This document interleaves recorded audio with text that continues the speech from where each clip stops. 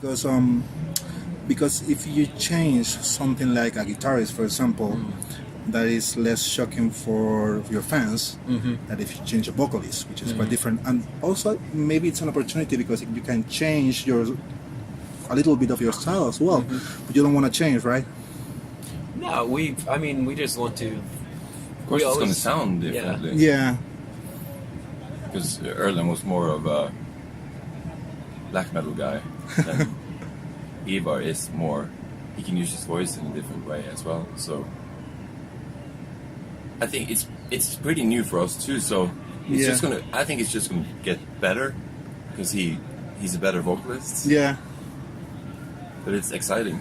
Yeah, it was funny because I was at Hellfest. I think it was last year or 2 years ago, and Ivar was playing, but with the other band, the Good, the Bad, and the Ugly. Yeah. And I was watching him. I didn't know anything about the band, but I really enjoyed. It was more a punk rock band, and I really enjoyed. And then when I heard the news that he was coming to play with Kvelertak, I was like, cool. Yeah. But I never saw him with Kvelertak. Tonight is gonna be the first time, but I really get an eye on him because he was really good. Yeah. Right. So you want more punk rock vibe, maybe? That black we always metal. had that vibe, but he definitely brings more of that energy, right? Right. Into the show. So. And Ellen, when he announced that he was leaving the band, he said that he was sorry, but he couldn't make the last 4 shows on that tour, so Ivar did the shows.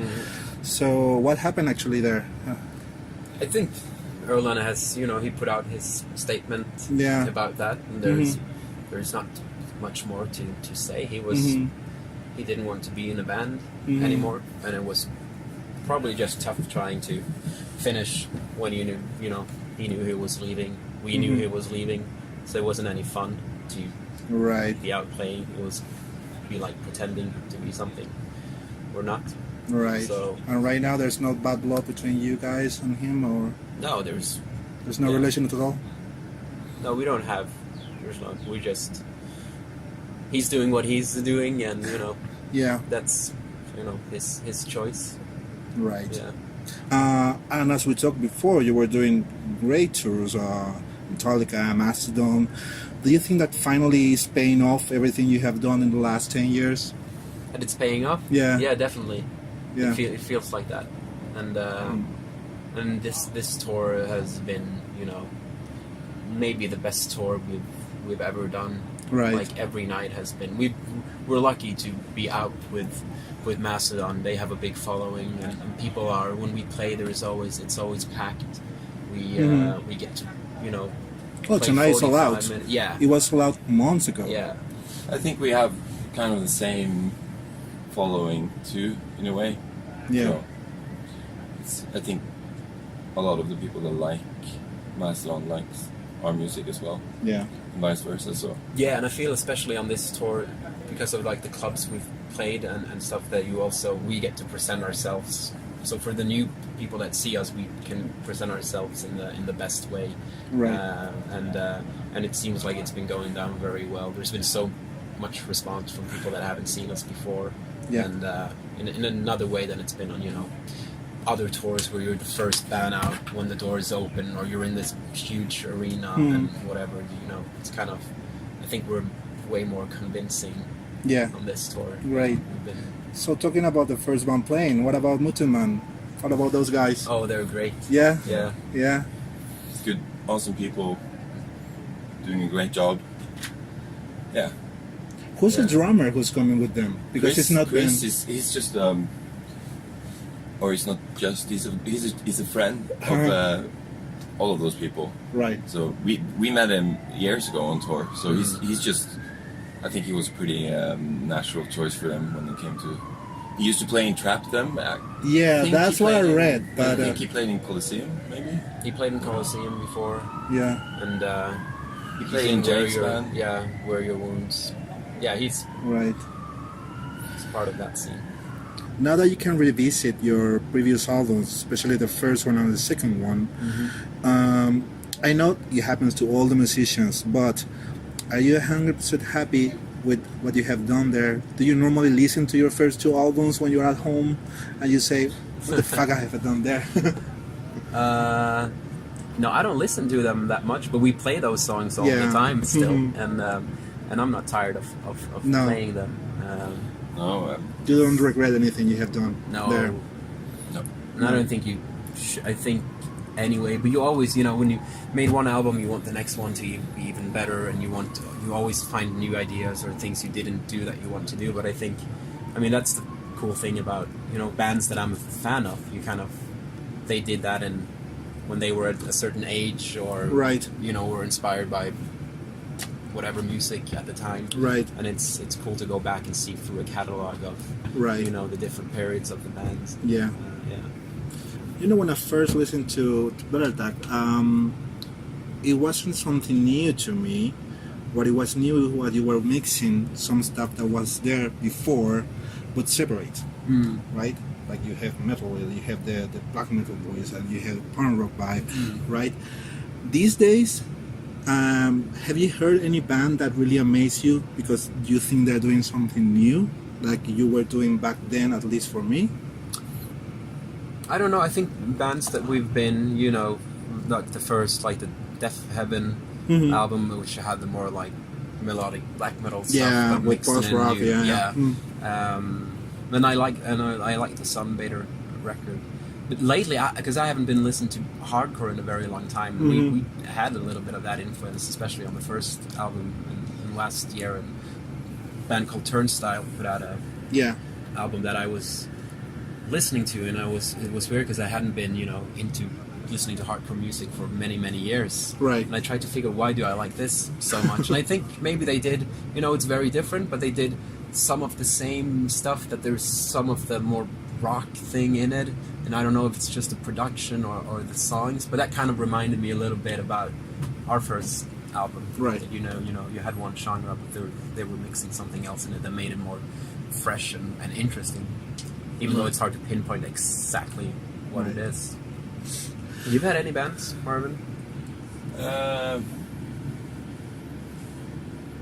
Not really. Maybe, I've a bunch of bands that I listen to, but not. I can't think of anything that necessarily has done something like completely new. But I don't feel like bands necessarily have to do that either. And that's Mastodon is a good example of that. That sounds nothing sounds like Mastodon. Yeah. And obviously, I don't know. Turnstile is a good example of a band that's bringing something new to the table when it comes to their style of music, at least. But I think I listen to a lot of older bands. Yeah. Right. So I don't know if you're fond of Neurosis. Scott Kelly was playing with Mastodon on the tour, right? And it was a great collaboration. They've been doing this for a couple of albums already. So have you ever thought of doing that with someone you really like, another musician from another band that you want to go in? I know Ivar, he was singing on Bloods. Bloods, yeah. So you've been thinking of inviting someone to a new album, someone that you really like, and maybe you can tour with? Not like in terms of touring, but we've always, especially on the first album, there were so many people that we liked that also enjoyed our music. So it was a really cool thing for us to do, like a collaboration, have guest vocalists and stuff, and if the time is right and there's the right chemistry and stuff, we would definitely love to do that. Great. Again, yeah. Well, just to finish the interview, two more things. One, as you say, you've been touring for a lot of years now. Which is the worst band to tour with? No, we can't answer that. You don't have to mention their name directly, but you can say, maybe we tour with them between this year and that year, so I can find out. No, I don't want to do that. I don't want to put anyone on. But there have been bad experiences touring? Yeah, it's kind of it's a pretty intense thing to tour with another band, because you're around each other for a month or even more. And sometimes you have a promoter who just put bands together. Yeah. But most 99% of all the tours we've done have been good tours, and we've met amazing people, and most people are fucking amazing. Right. We've been Just been some bands that basically just suck, so it's boring to go on stage every night, but I'm not going to mention any.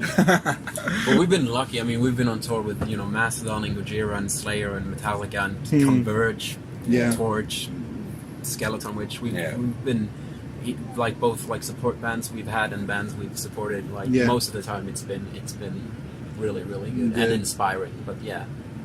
The last one is the hardest lesson that you learned being on the music industry. Something that you thought that is going to be in a way, and when you were involved actually in the music industry, you learned that it wasn't that way. I think the music industry is pretty cliche. Like, you can. The stuff that sucks, you already knew, kind of. Yeah. But it surprises you how cliche it is. Yeah. But again, we're lucky because we're in a genre that still has some sort of integrity left. Yeah.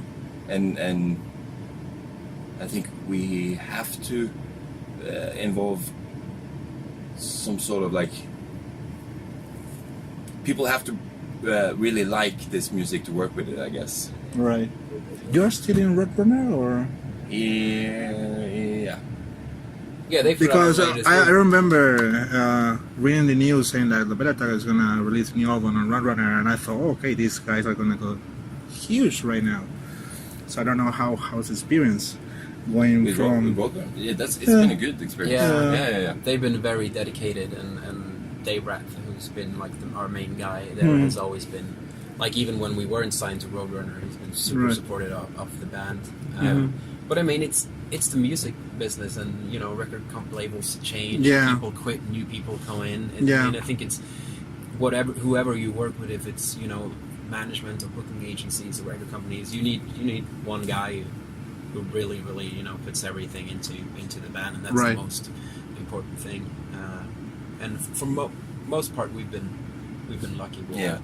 Great. But we've also been lucky that we're 6 people in the band, and we're 6 friends with strong opinions, and we know what we want to do, because there's so many opinions.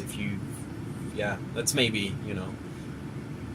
Power trios doesn't think that way, because you have 6 people with different thoughts. Yeah. You know, but maybe sometimes but it also makes us stand stronger. Because there's always so many people with opinions of what you should do and shouldn't do, and most of the time they don't really know what's best for the band. Yeah.